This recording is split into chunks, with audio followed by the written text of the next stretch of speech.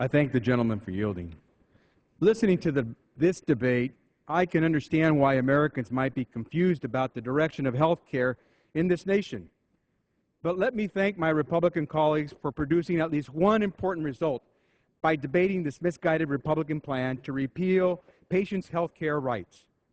Millions of Americans are now beginning to understand the valuable rights and freedoms they secured when the Affordable Health Care Act became law last year. Last year, when Eric, a self-employed architect in my district, wrote to me that he and his wife were in a terrible bind, he explained something. They had insurance, but they could only secure the most costly of insurance with the highest deductibles. But the real bind wasn't that. The real bind was that their insurance company refused to include within their health insurance policy their 8-year-old son, because their 8-year-old son had suffered from a stroke. Now, for Eric and his wife and his son, health care reform was real.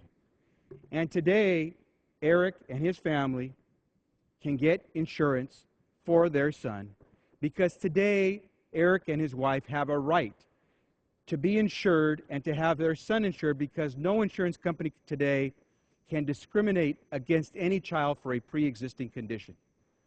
That's what healthcare reform was all about. It was also about making sure that today America's businesses could afford to offer health insurance to their employees.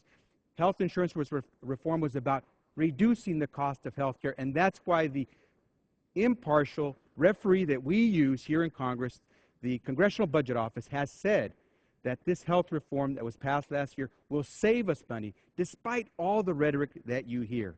My Republican friends say repeal these health care rights and protections that were extended last year, do that today, and in the future, we'll restore those rights and make them prettier as well. Well, we have a bird in the hand. We don't want to go after two in the bush. For 12 years, they had control of the Congress. For 6 years, they had a Republican president to work with. They never once did it.